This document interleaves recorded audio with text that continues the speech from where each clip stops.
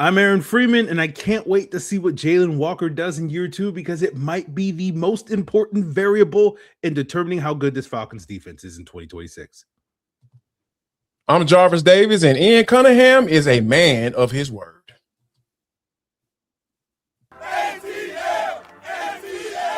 Rise up, A-Town. It's the Falcons Squad. Everything Atlanta Falcons every week. Breaking down all the big hits and game-changing plays from the ATL. The way only the Locked On Podcast Network can. Straight from the ATL, the Falcons Squad Show starts now. Welcome to the Falcons Squad Show. I'm your host, Jarvis Davis, and riding with me today is only a co-host, a duo today with my main man, Aaron Freeman, host of Locked On Falcons. Now he has to pay attention for the entire show. So, yeah, this is going to be a good one. So, y'all going to hear a locked-in Aaron Freeman on Locked On Sports Atlanta. Let's go, baby. All right, listen to this Falcons Squad Show. I want to say thank you for being a huge part of what making Locked On now the #1 sports podcast network. And I want to also let you know that today's episode is brought to you by FanDuel. FanDuel is giving you a way to turn that energy into even bigger potential wins with a college basketball parlay profit boost. Head to FanDuel.com today to get started. Falcon Squad Show is part of the Locked On Podcast Network, where it is your team every single day. Coming up on today's show, is Ian Cunningham's roster ready for the NFL draft? We'll discuss Jahan Dotson being wide receiver 2. And also, Jeff Ulbrich has done it again. He has spilled the beans on Jaylen Walker today. So, yeah, it's going to be one of those. In, Jarvis? Yes. Yes. I think we already know who's not locked in. Here we go. This is going to be one of those shows. Okay. Yeah, it's going to be one of those shows. It's going to go down. Yeah. Jarvis and Aaron for an hour. Yeah, it's about to go down today. But first, we have to kind of talk about this trade, Aaron, and you know, the Falcons and Eagles swapped the 4th and 6th round pick. And also the Falcons also acquired safety Sidney Brown. Picks number 114 and 197 going to the Eagles in exchange for picks number 122 and 215 for Sidney Brown. So when you think about this trade, because I remember vividly Ian Cunningham saying, "Hey, man, I'm all about picks." It was almost like he had a lust for picks and taking multiple swings, like with the Howie Roseman theory. So, what do you think the line of thinking was behind this trade? Like, okay, so how do you envision Sidney Brown kind of putting himself into the fold for this 2026 Falcons roster? Well, I think, with the trade itself, a pick swap was probably the only realistic way the Falcons could pull off any trades for players, because as you mentioned, Ian Cunningham is all about that draft currency, and losing draft currency is a no for him. And so to be able to trade for a player and still have the same number of picks that you had to begin with, I think is sort of the desired outcome. I think, when you are stuck with those types of trades, you're usually forced to have to pick from players that may not necessarily be as desirable for their respective teams, guys that are more likely to be potentially on the roster bubble going into training camp this time of year than necessarily guys that are core parts of that. And I think it feels like that is the case with Sidney Brown. That's not an indictment of him as a player, but, they had a lot of expectations for Sidney Brown when they drafted him, the Eagles, that is, in the 3rd round, coming off that Super Bowl year, losing CJ Gardner-Johnson and Marcus Epps in free agency that year, and sort of expecting him to come in and be an immediate sort of plug-and-play starter for them. And he just never quite lived up to that. And then he had an injury at the end of his rookie season that kind of derailed his second season.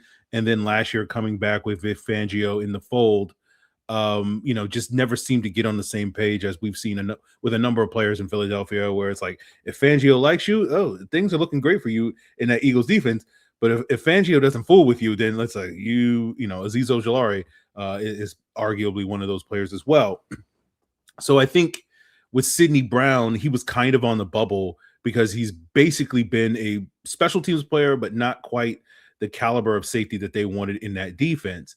But I think when it comes to the Falcons, what Sidney Brown is potentially bringing to the table, I think, is something that the Falcons will really value, right? So it's basically another man's trash is another man's treasure.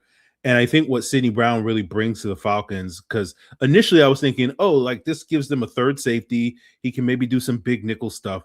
But then going back and watching some of the film over the weekend of his time in Philadelphia, most of his good reps are when he's playing deep coverage. And that, I think, is really what the Falcons were valuing in Sidney Brown, because when you look at Xavier Watson, you look at Jesse Bates, both really good deep coverage guys. But then you get to the bench and you're like, who else is here that in the event of one of these two starters going down, and safety is very much an injury-prone position. Fortunately for the Falcons, they didn't have to really deal with that outside of a handful of snaps where DeMarco Hellams got in the game last year. But like having a third safety that you can trust to do some of the deep responsibilities that are so pivotal to what Xavier Watts and Jesse Bates do and their impact on the team, I think was something that the Falcons really valued. And I think they're getting that in Sidney Brown. And for what is basically the equivalent of a 6th-round pick, you're also getting a really good special teams player. So you're going to get a guy that really could step in and really fill that role for Kadero Hodge as the gunner opposite Mike Ford on your punt coverage team as well as on kickoff coverage. So I think what Sidney Brown, even though he didn't necessarily live up to the hype in Philadelphia or fill the shoes that they wanted to, I think he has a better opportunity here in Atlanta to at the very least be a quality depth option for the team at safety. And potentially, if things go well, you know, you could be having a conversation about him being in the mix to be a starter as early as 2027, because Jesse Bates is a free agent after this season. All right. And so if this season goes well, you could see the Falcons being like, okay, well, we could pay Jesse Bates, you know, $18 million or whatever the price for a safety of his caliber is now. Or we could, you know, potentially re-sign Sidney Brown for, you know, a third of that or something, like for $5 or $6 million a year. We're not getting nearly an all-pro player, but we are still getting a quality starter for us. Yeah, man. I think that's the thing. You bring up a couple of interesting points, and I definitely want to put a pin in that Jesse Bates piece for a second. But I think as far as when you look at where that third safety candidates, right, like DeMarco Hellams and then Jamie Robinson, you know, it's just a bunch of guys, right? So when you have a guy like a Sidney Brown who can come in and do some things for you, maybe even slide in that nickel spot, maybe potentially. So I think those are some, when I think about what Ian Cunningham has done so far as the general manager of this team, I just think value. That's the first thing that comes to mind. Find the value, find a good value, finding guys who were productive in the NFL and, you know, play the edge position, or guys who played the linebacker spot that they've had those, you know, moments of production, and they're trying to figure out a way to try to get back to getting paid. Hey, finding a quarterback who has led the league in passing yards and completion percentage and it made the Pro Bowl, and he's looking to revive his career or resurrect his career and get inside of here for $1.3 million or whatever that number is. So I think Ian Cunningham is definitely let us know through talking about it and actually going out and doing it about what his vision is for during this free agency period. And I think that Sidney Brown is another case for that. Now, you brought up something that kind of piqued my interest. You know, you're probably going to get several questions like this throughout this show, because we got an hour, man. We got plenty of time, baby. You know what I'm saying? Just you and I. So we riding this thing together. So if the Falcons find themselves in a situation where they're not playing well and it's getting close to that trade deadline, and you just mentioned that Jesse Bates is going to be a free agent, you know,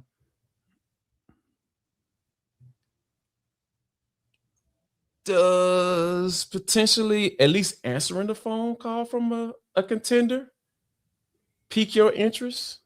If people come calling for a guy like Jesse Bates during that time, when you know teams who are competitors or contenders, or they're looking to make a run at the Super Bowl, like, does that fall in line with what Ian Cunningham has done so far here in the offseason in 2026? Do you think that could fall right in line that, hey, he's at least picking up the phone, answering phone calls about Jesse Bates at the trade deadline if the season is not going the way he thought it should be?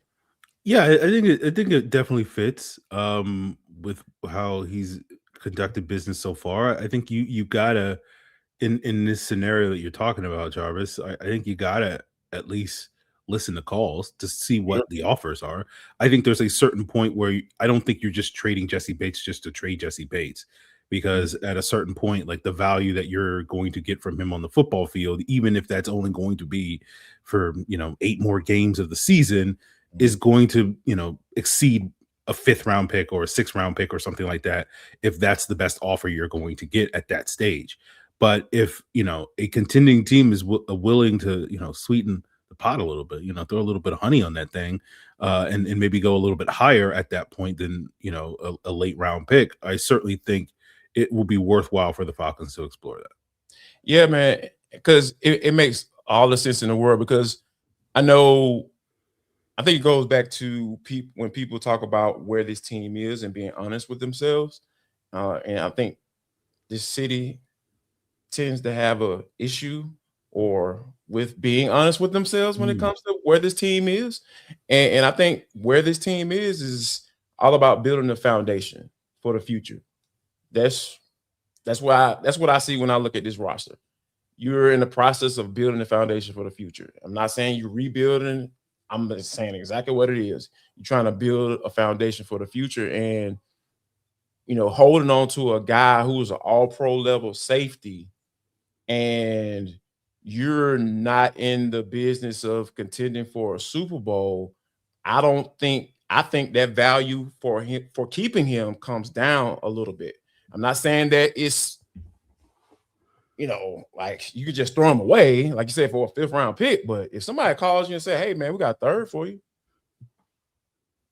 I have to listen. I will have to listen to that conversation. So, because I think that the more you build, the more you build from a draft capital standpoint, and him saying that, hey, we won't be in this position again, I believe him.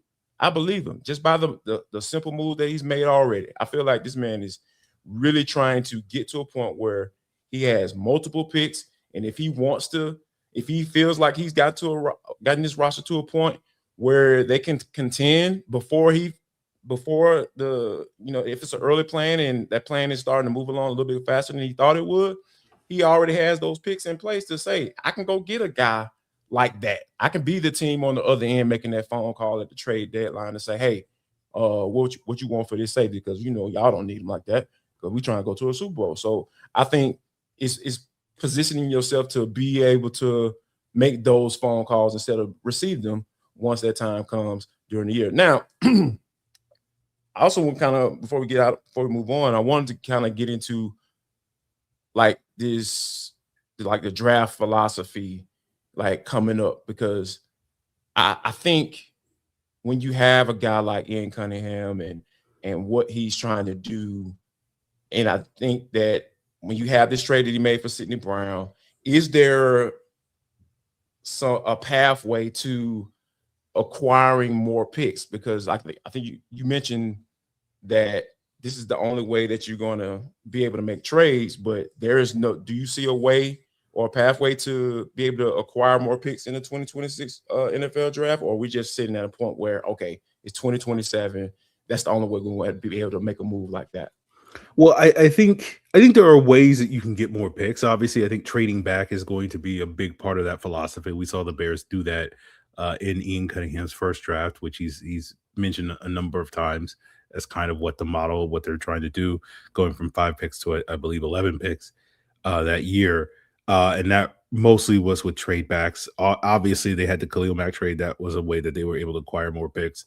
And I think, we talk about Jesse Bates, we talk about Kyle Pitts as potential trade options for this Falcon team that, if the right price is being met, if some team comes calling, then I think you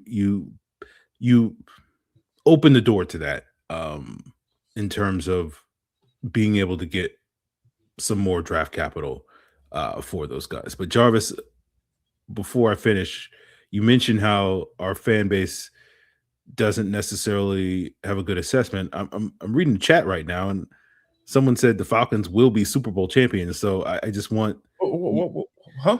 you to know that you don't have to worry about a contender calling for Jesse Bates, because the Falcons will be that contender, according to King Atlanta supporter #1 in the chat.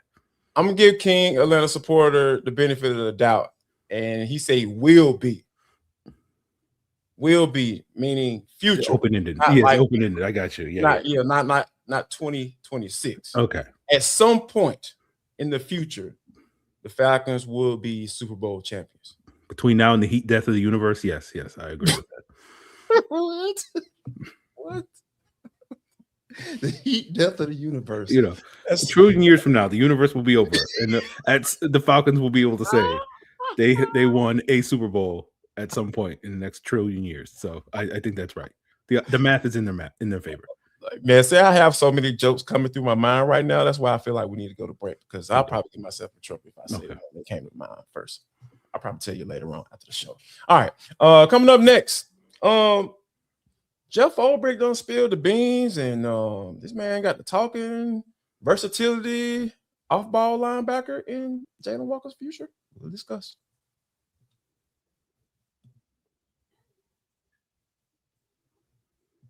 This episode of the Locked On Falcons Squad Show is brought to you by FanDuel. College basketball is nonstop. Big games, tight spreads, momentum swings every single night, from early tip-offs to late-night West Coast shootouts.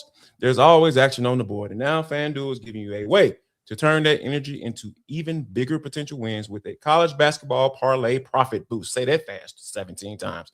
You can build any college hoops parlay you want, from rivalry games, ranked matchups, and whatever fits your floats your boat, baby. That's what you can do. Then you can apply that profit boost and instantly bump up that potential buyout. So go safe, go bold, ride with the team you've been following all season. It's your parlay, your style, now with more upside behind it. I'm telling you, because the tournament is here, college basketball is being played. So I need you to go out there and do your thing. So head to FanDuel.com to get started. That's FanDuel.com. FanDuel, play your game.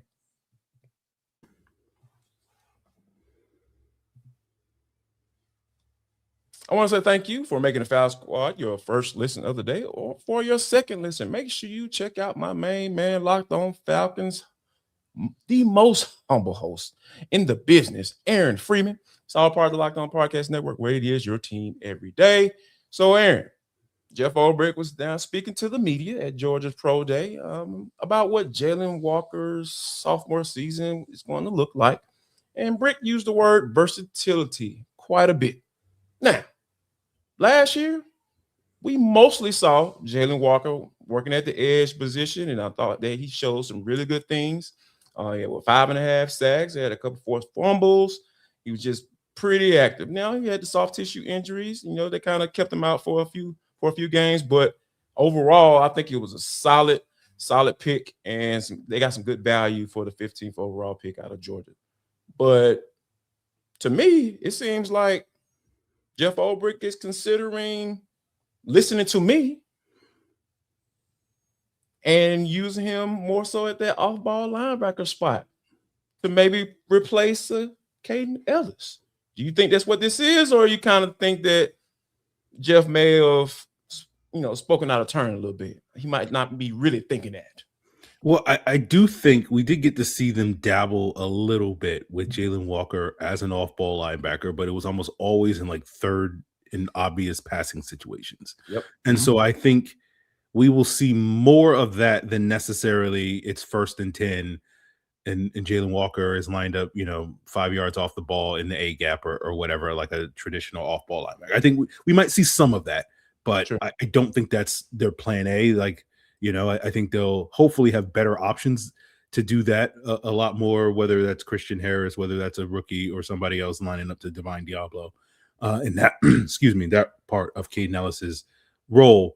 But I do think like you'll see the Falcons try to lean a little bit more in Jaylen Walker's versatility to be able to line up anywhere on the defensive line or whatever, in the A gap, the B gap, the C gap, etc. To try to take advantage of and create mismatches, because frankly, a lot more of their pass rush is going to lean on Jaylen Walker this year, potentially, depending on, we know Caden Ellis is not going to be there.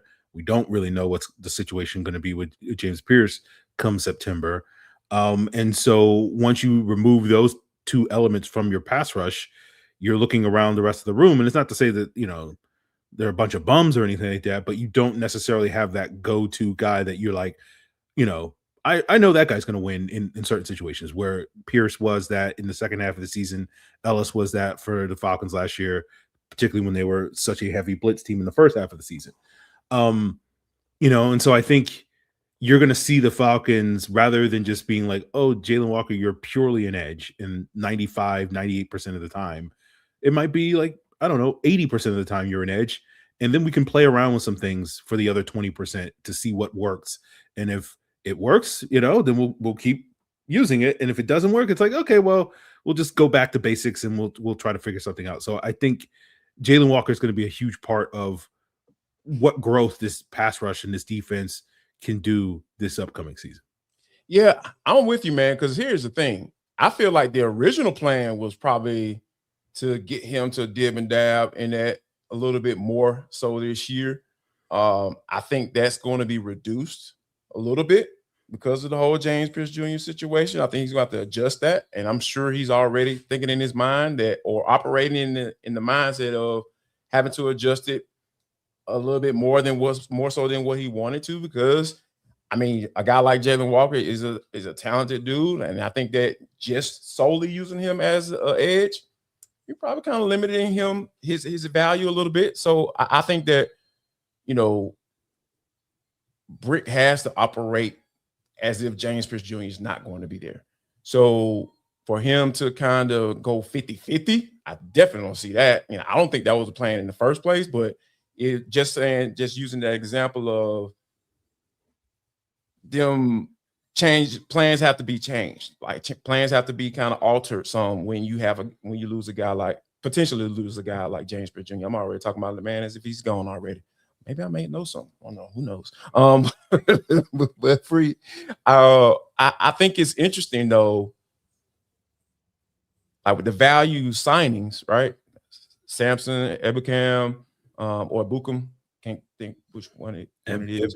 Ebukam is how a Colts person told me it was pronounced. Ebukam. There we go. We'll go with that. By the way, he said he's a really big fan of T.I. because his brother used to play T.I. all the time. He told me that when I asked him about what he brings to the table as a Falcon. So I'm like, hey, man, appreciate that info, my dog. So yeah, I go ahead and share that for the folks out there. He's a big Tip fan. Pause. But back on to your regular schedule program. But I think it'll be interesting to see who kind of morphs into the other guy, right? Because right now they're just another guy. We got a whole bunch of Jags at the edge spot. Will it be a guy like Ebukam, or would it be a guy like Azeez Ojulari? It's just so many different names that can be thrown out there. And if we're going to add another guy who's another rookie, do they draft another guy as well? So I think, man, this edge room is going to be very interesting, because I feel like Jeff Ulbrich is probably going to determine whether or not how much he uses Jaylen in that off-ball situation based off of the type of production he gets from the Jags. Mm-hmm. Yeah, I think that's a great point, because if you're looking at it right now, if you're not counting James Pierce as an option, and we'll see what comes with that, but if you're just going like, okay, let me get my 4 best pass rushers on the football field, right? Jaylen Walker is one of those. Sure. Brandon Doyle, one of the guys on the interior. You probably kick Zach Harrison inside on the interior as well. Yeah. And then you're trying to figure out, okay, who's the 4th guy, right? And if it's probably going to be one of those new guys, and I think you nailed the two likeliest candidates being Ebukam or Ojulari, right? If Ebukam can get back to where he was pre Achilles injury in 2023 when he had 9.5 sacks, like he's a clear, obvious choice there. If Ojulari can get to the level that he was, pre multiple injuries in New York, where he had 8 sacks as a rookie, he could be that option as well. And there's certainly a world where the Falcons, have both of those guys step up.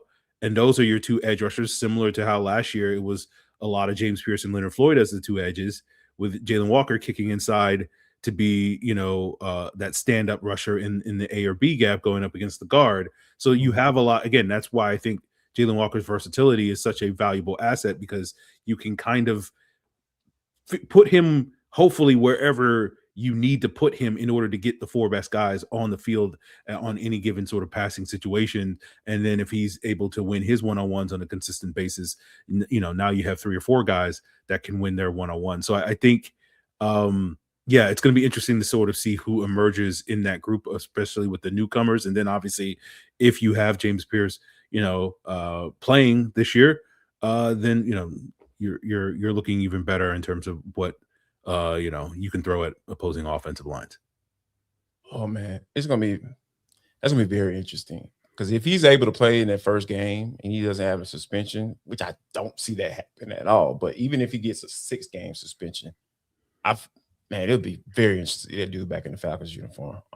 That's gonna be definitely something we're going to have to watch. Now, speaking of Georgia Bulldogs and those guys, that's the first time I actually said their full name, because I don't say it on Locked on Georgia Tech. I don't say it full name on Locked on Georgia Tech. You know what I'm saying? Because that's just my thing. Out of respect. You know what I'm saying? Gotta respect what's going on. Gotta respect the house, man. You know what I'm saying? Can't become putting feet on the couch and all that stuff. But anyway, Oscar Delp turned a lot of heads at Georgia's Pro Day, and talking about a guy 6'5", 245 pounds, ran a 4.48. He literally took off his cleats after he ran that 40. Aaron said, "I'm done." And I totally understand that. Now, I want to kind of bring up a previous conversation that we had probably about a week ago, maybe about a week or so, maybe a week and a half ago on Locked On Falcons. That's what we do, y'all. We bring conversations, just in case you guys missed it. There was a certain question that I asked you. Oscar Delp is very athletic. He's super fast. And, you might be able to snag him in the 2nd, maybe 3rd round, maybe potentially.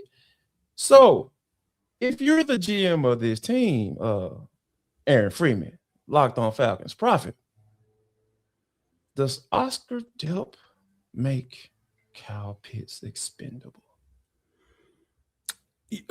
Eventually, yes.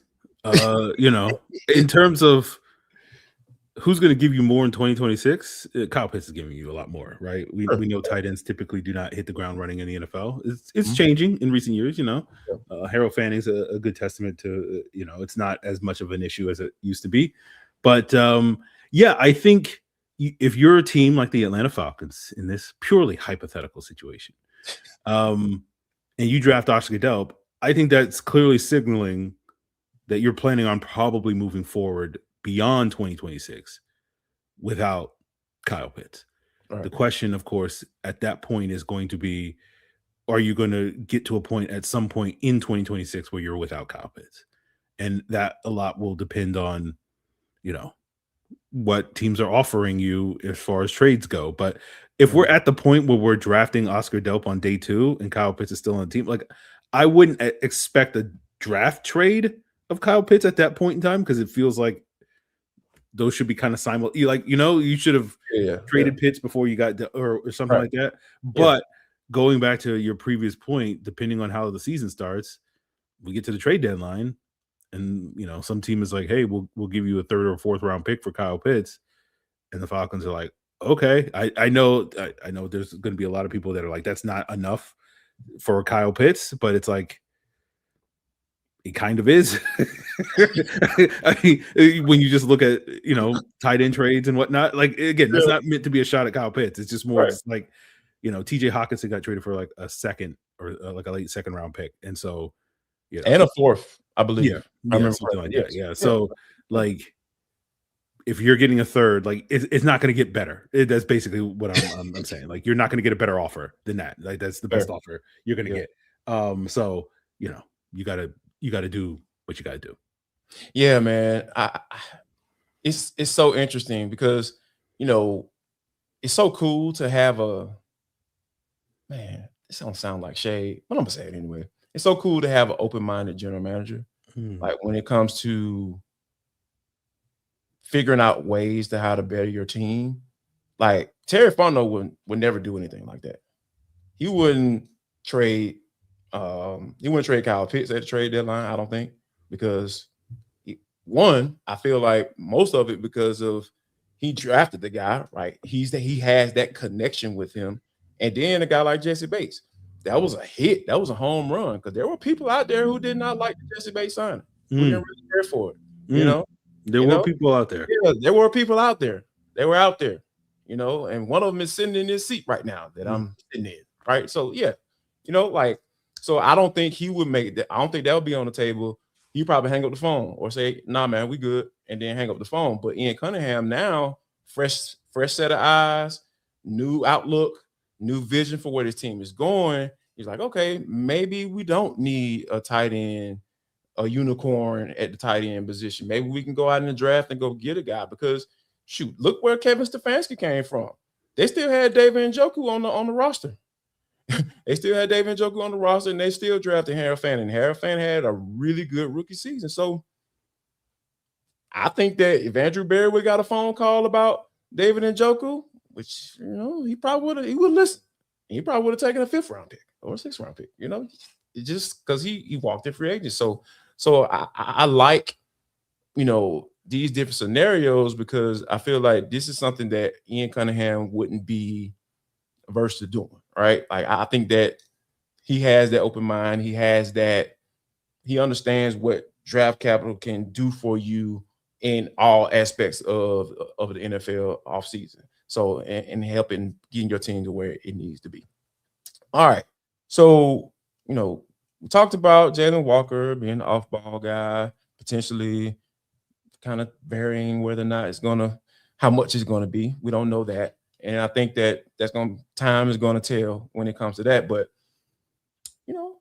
Ian Cunningham signed Jahan Dotson.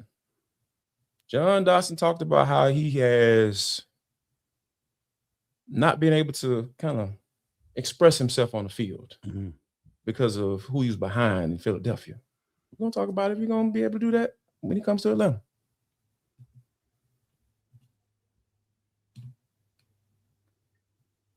This episode of the FALCONS SQUAD SHOW is brought to you by Indeed. I'm sorry. Yes, we're going to talk about Indeed. Yes. Workplace chaos, deadlines stacking up, inbox overflowing, and the one position you have to fill is still sitting open. When the pressure's on and you need the right hire, this is a job for sponsored jobs. Indeed sponsored jobs helps you reach people who actually fit what you're looking for, so you're not just hoping the right candidate stumbles across your post. And here's a stat that says it all. In the minute I've been talking to you, companies like yours made 27 hires on Indeed. So you're behind the 8 ball right now. So I need you to go to Indeed.com right now. Spend less time searching and more time actually interviewing candidates who check all the boxes. Less stress, less time, more results. When you need the right person to cut through the chaos, this is a job for Indeed sponsored jobs. And listen to the show. We'll get a $75 sponsored job credit to help your job get the premium status it deserves at Indeed.com/podcast. Just go to Indeed.com/podcast right now and support the show by saying you heard it on the Locked On FALCONS SQUAD Show. Indeed.com/podcast. Terms and conditions apply. Need to hire? This is a job for Indeed sponsored jobs.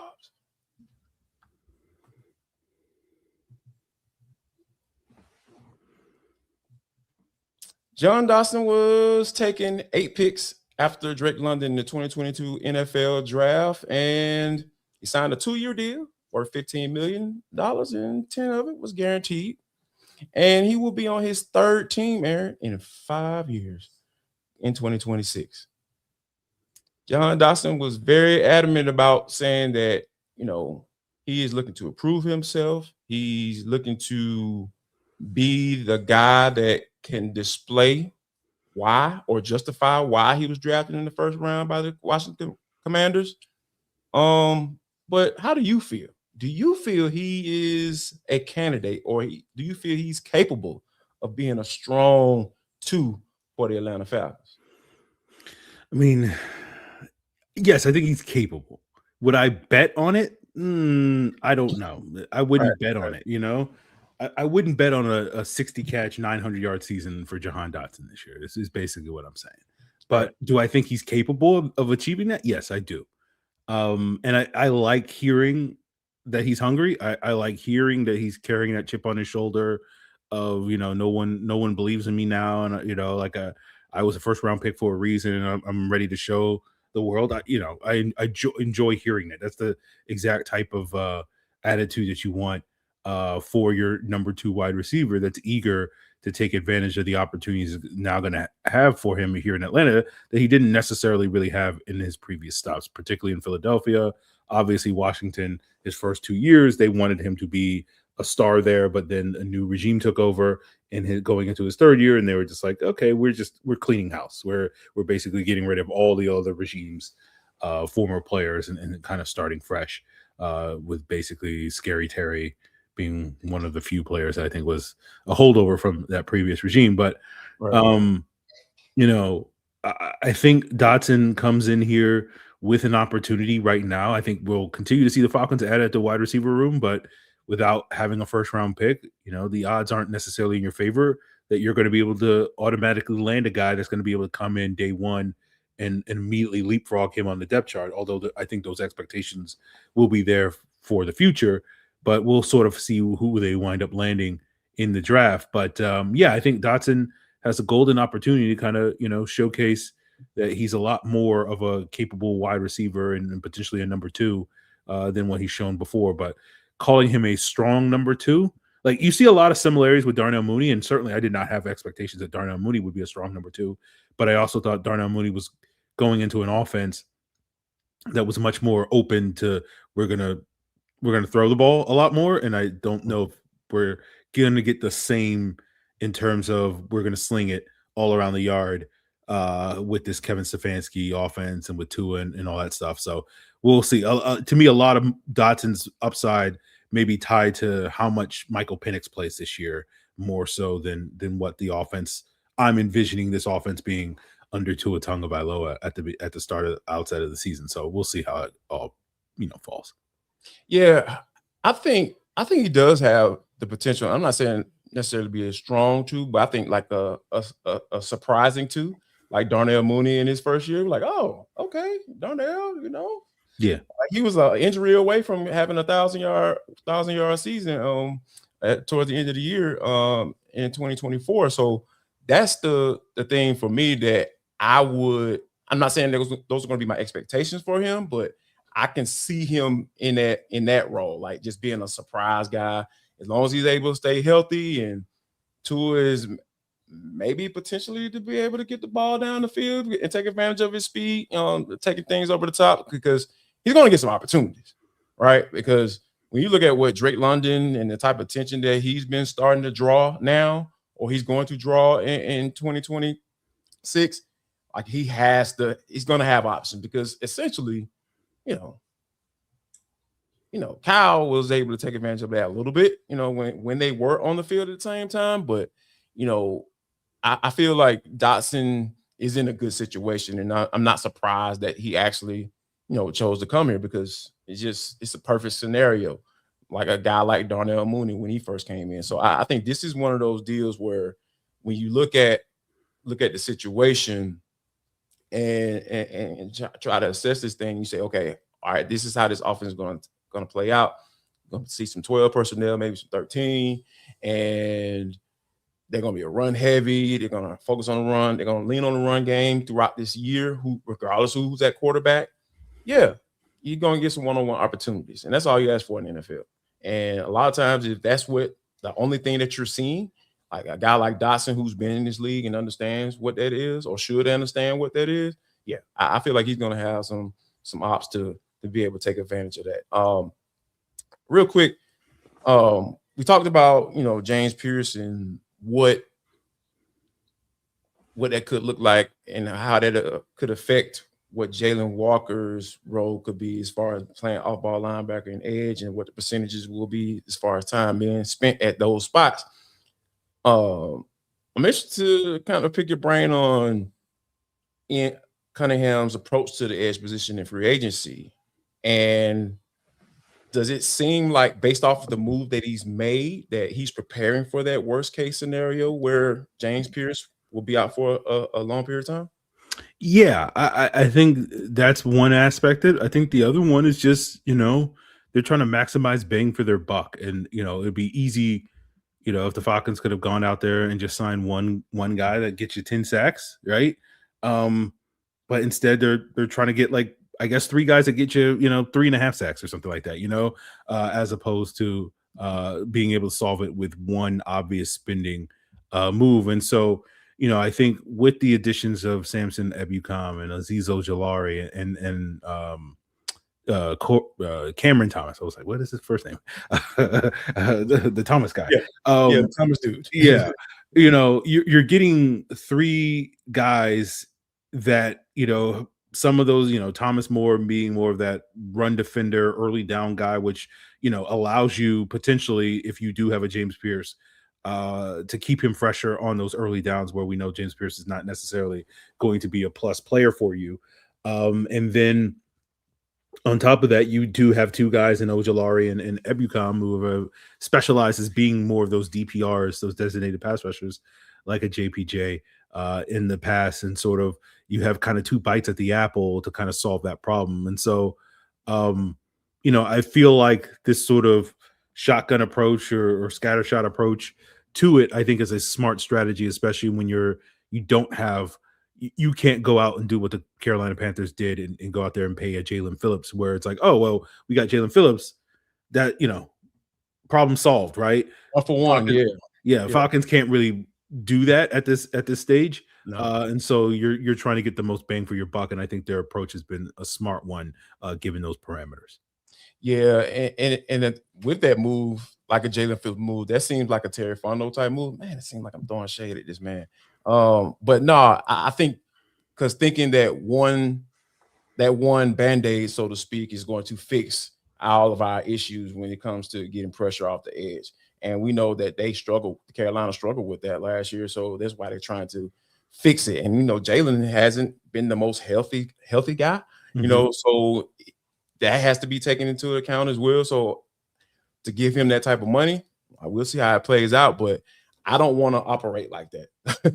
I like multiple guys that have been productive, and hey, man, we'll see who rises to the top. And that's the best way to be. That's the most financially efficient way to be from a spending standpoint, and especially when you don't have that much cap space. So yeah, I think Ian has taken the right approach, and I think he's preparing for worst case scenario, because you have to, man. And I wouldn't be surprised if we see a month from now, when the NFL draft is going down, I wouldn't be surprised if we see another edge position guy being taken as well. All right.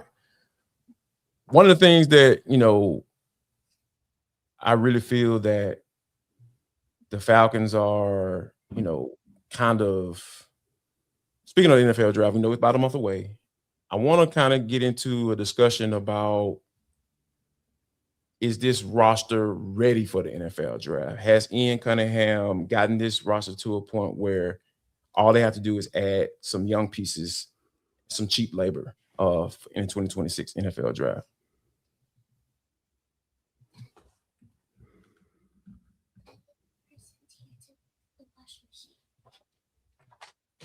This episode of the Locked On Falcons Squad Show is brought to you by 5 Hour Energy. The 5 Hour Energy flavor draft is here with 18 flavors to choose from, including new options like Confetti Craze, Fruity Rainbow, or Cotton Candy. There is something for everyone. The board is set, the flavors are ready, and I've got my number 1 pick for the 5 Hour Energy flavor draft. My number 1 pick is cherry. Aaron, don't look like that, man. I'm excited about this thing. Have you had the cherry? 5-hour energy, man, it is absolutely amazing. I'm talking about bold, cherry candy style flavor, sweet with a light tart edge, classic red fruit profile, bright punchy taste. It's just absolutely amazing. You know, another flavor that I've been just waiting to get my hands on. Oh my gosh, peach mango, ripe peach flavor on the first sip. You know, I'm a Georgia boy, so you know I like my peaches. You know what I'm saying? You know how I get down. I love me some big peaches, baby. Yeah, so that's what we do. So smooth, rounded fruit profile, slightly richer mouthfeel, and a citrus flavor, just sweet, aromatic finish. It's absolutely amazing. So, and also 5-hour energy shots give you a boost with 0 sugar. That's 0 sugar. So find your new favorite flavor of 5-hour energy shots available at 5hourenergy.com, or you can find it on Amazon.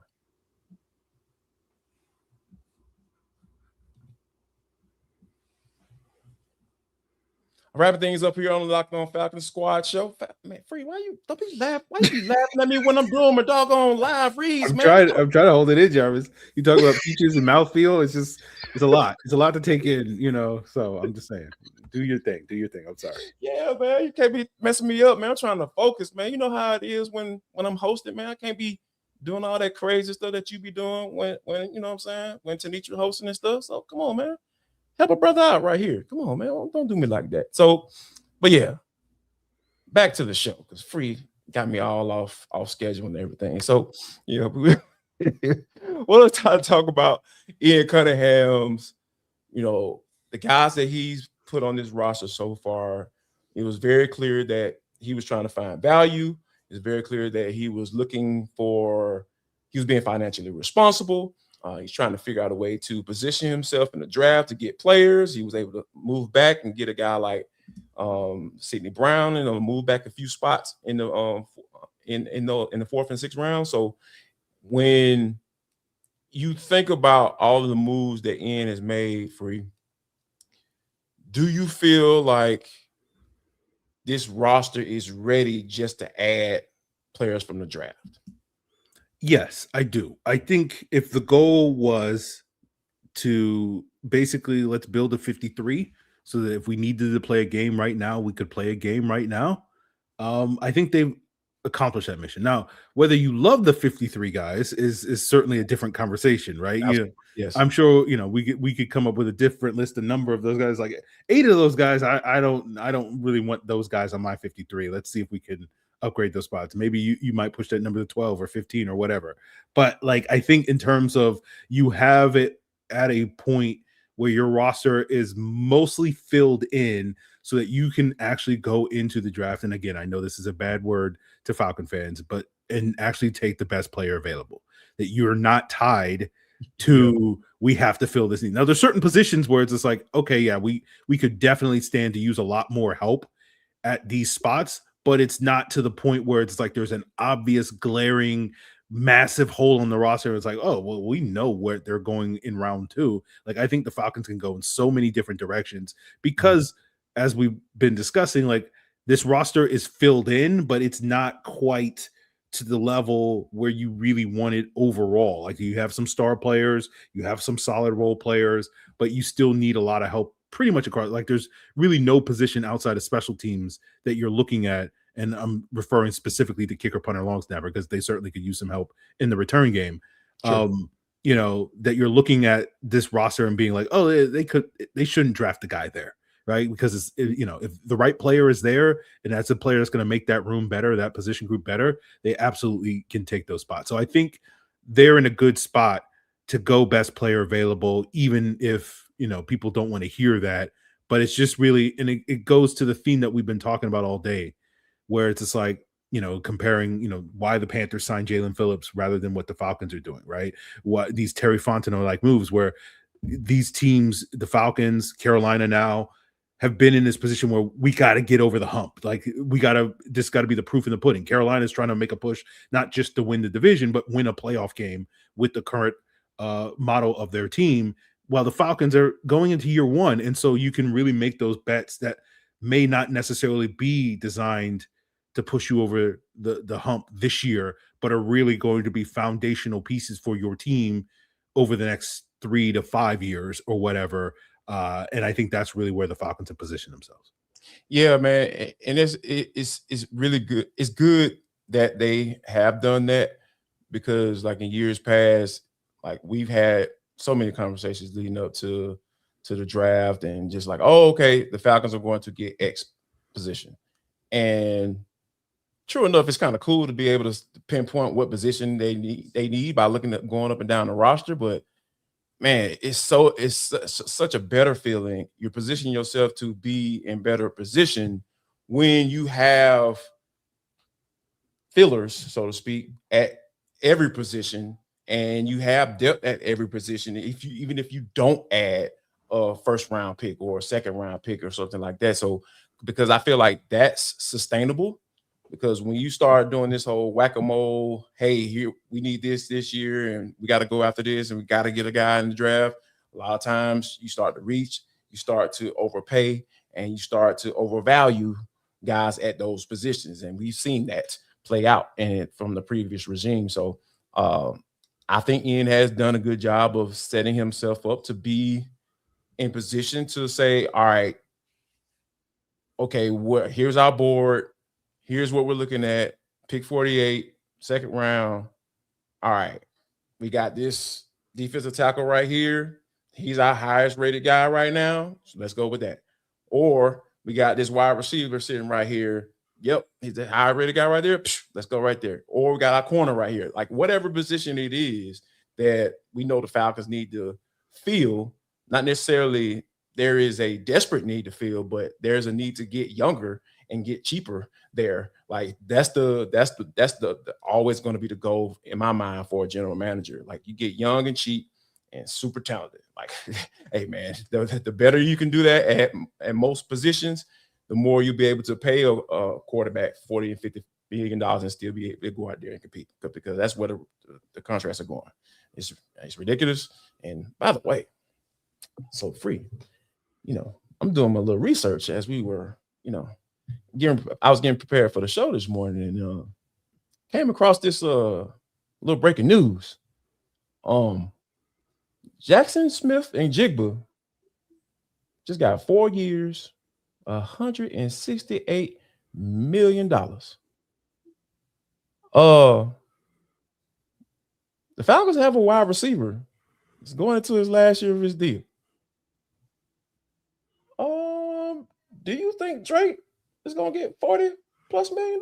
I don't think so, but you may feel differently. I don't think he's going to get $40 million annually, but how do you feel about one Drake London potentially getting a deal like that? I don't see the 40 million. Yeah, I kind of always slotted Drake in this $33-35 million range. Yeah, but with JSN pushing it up from the top of the market from 40 million, where Jamar Chase got paid last year, to now 42 million. It's like Drake is like, hey, throw a couple of $2 million extra my way too. Can we get to 35 to 37 range? And so like I could see how the market moves a little bit more in Drake's favor a little bit based off of this deal. But yeah, I don't see him getting $40 million. But certainly, maybe instead of settling again, $33 million is not nothing to that's nothing to settle for. Yeah. Settling air quotes for $33 million. Like now he's like, let's push that to 35. Let's see. Can we get it to 36 maybe? I'm worth CD Lamb money or whatever, his rep thinks. And so, if you're the Falcons, I know people have, visions of, we can trade Drake just like Jaylen Waddle and get picks back. But it's like, sure, but who's catching the football in this offense if you trade Drake London? I just want to know. I just like, is it going to be Kyle Pitts and Bijan Robinson? And you think you're going to build a top 5 offense with those two guys as your 1-2 punch? You're gonna draft a rookie and that guy's gonna instantly be Puka Nacua? Like, okay, good luck with that. Hey, if you want to make that bet, go ahead. Look, I'm just here to talk about the team, not play on the team. It ain't going to be me watching this team struggle to get 17 points, or it is going to be me watching this team struggle to get 17 points. Yes. But at the end of the day, like my paycheck, I'm still getting paid regardless of how many points the team scores. So if that's the vision, then Be my guest, but it's like Aaron that's all I'm saying. with the flex on them. You know what I'm saying? Flexed on them right then and there. I'm getting paid regardless. Oh, man, I don't care how good this team is. I'm gonna get my check. That's still gonna clear it. I'm gonna be here watching this 17-point a game offense without Drake London. That's all I'm saying. I don't know how many of y'all are gonna be here, but I'm paid to be here. That's basically what I'm saying. Speaking of flexing, so I also came across this interesting video. It was Jarvis Landry and Leonard Fournette. I think Leonard Fournette has his own podcast now. Don't know the name of it. Fourth and South. I learned it today. I learned it today for this conversation, Jarvis. I should have known that, but hey, what it is. I'm not watching a Leonard Fournette podcast. I have no reason to. But until now. So Jarvis Landry, read you a little quote. This is Jarvis Landry talking about Kevin Stefanski. The only thing he got going for him is 2-time coach of the year. He's not able to get it done as a play caller and putting it off on somebody else. Teams get success, and he takes over play calling again. He's talking about when the offense was struggling and Alex Van Pelt was the offensive coordinator on Kevin Stefanski. They were having issues on the offense with Stefanski as a play caller. Then he turned it over to Alex Van Pelt, and the offense started to get rolling a little bit. So I'm just curious, man. Are you concerned about this notion? I know we may have already had the information. The information was already out there about him changing OCs during the season, but I think it's interesting when you hear it actually come from the player and how it made him feel. So is this something that you're concerned about, or are you kind of waiting to see once we get in the season, even though Stefanski's going to be calling plays, but if this offense starts to struggle, do you feel like Stefanski is going to be able to come in the room like Raheem Morris did when James was out there calling plays on the defense side of football? Yeah, I mean, it is a concern of mine, Jarvis. Like, it is a legit concern of like, what is the floor for this offense from a play calling standpoint? Sure. Right. Because I think when the Falcons made that, you used the Jimmy Lake example, I think a lot of folks at the time were like, oh, well, just because Jimmy Lake doesn't have a proven track record in the NFL, it doesn't really matter, because we know if there's a problem, Raheem will step in and sort of, solve that problem. But sure, the issue was, even though Raheem did help in that regard, you already had like a bottom 5 defense, right? Before Raheem felt compelled to kind of step in and just give you like competent defensive play for 5 games towards the end of the season or whatever it was.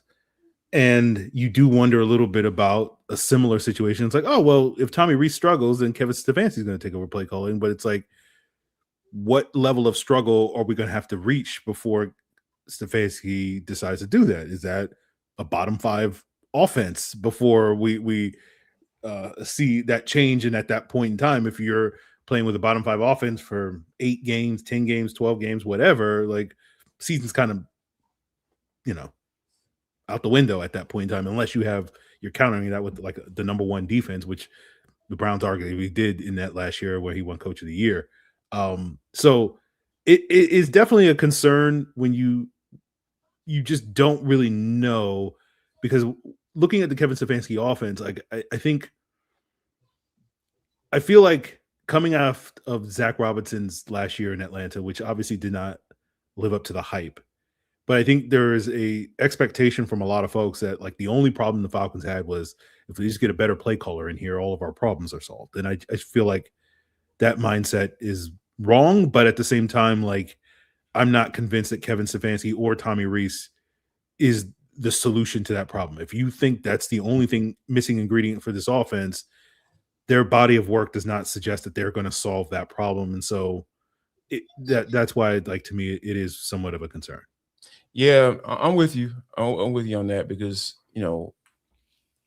there's going to be a point, especially with this being their first year, they're going to have some roadblocks on this offense, because, when you look at the defense side of football, like, that's why I felt like last year, this defense was going to essentially have to carry this offense, because of Michael Penny's first full year being a starter, Zach Robinson, obviously his capability and whatever his floor was, or wherever I thought the floor was at that point in time going into the season, I was like, yeah, man, Jeff gonna have to get these boys rolling, and they were able to do that, to a certain extent. So for me this year, I feel like defense gonna have to be the same thing because of I wasn't necessarily all that high on Tommy Rees, from a play calling standpoint, because I haven't seen it, right?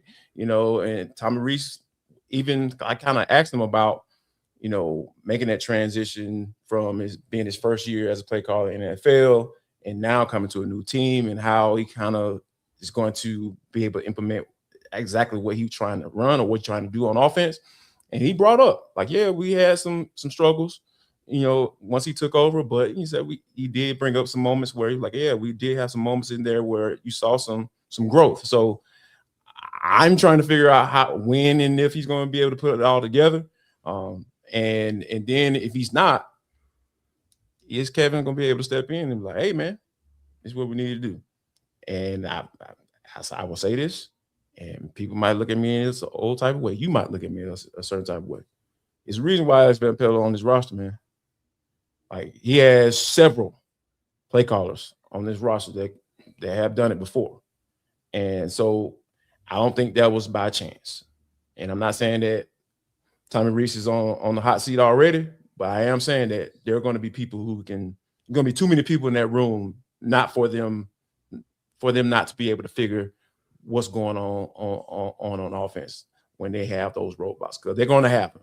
It's just all about being able to figure it out going as they move forward. Because I think Jeff Ulbrich said something that just really stuck with me. And he was like, man, if my players come to the sidelines and I don't have an answer for them as far as what's going on that field, he's like, man, shoot, I deserve to be fired. I don't need to do my job. I don't need to have this job. And that's the sense of urgency that he operates in. I think same thing for the offense as well. Those guys better be able to figure it out. There's too many heads in that room. In that room, the guys have called plays in this league, have had success in developing quarterbacks and all that stuff. So there's no excuses when it comes to that side of the football. And we'll see, hopefully Jarvis and Leonard Fournette, because I think it was a little shade, especially coming from Fournette. Leonard was like, oh, well, how this man get another job? He got fired from Cleveland, and I'm sitting here, you and I both, and we ain't got no job. I'm like, man, it's like, bro, what does that got to do with anything what y'all talking about? So I think it was a little bit of just a little hate, little hateration, a little shade. You know what I'm saying? They were kind of mad that Stefanski got a job and they sitting here doing a podcast. It's okay to be doing a podcast. You didn't hear Free earlier, man. He's like, man, I got these big boy checks coming in, baby. Yes. You know what I'm saying? Man, I'm doing really well for myself. Like, doing a little podcast, So, hey, man, y'all get like Free, man. You know what I'm saying? Y'all be all right. You know what I'm saying? Y'all got your little deal. You know what I'm saying? Y'all doing your thing. So, anyway, yeah, that'll do it for our Falcon Squad show. Make sure you check out my man Aaron Freeman on Locked On Falcons. He is holding it down for you every single day. Got all that good bonus content.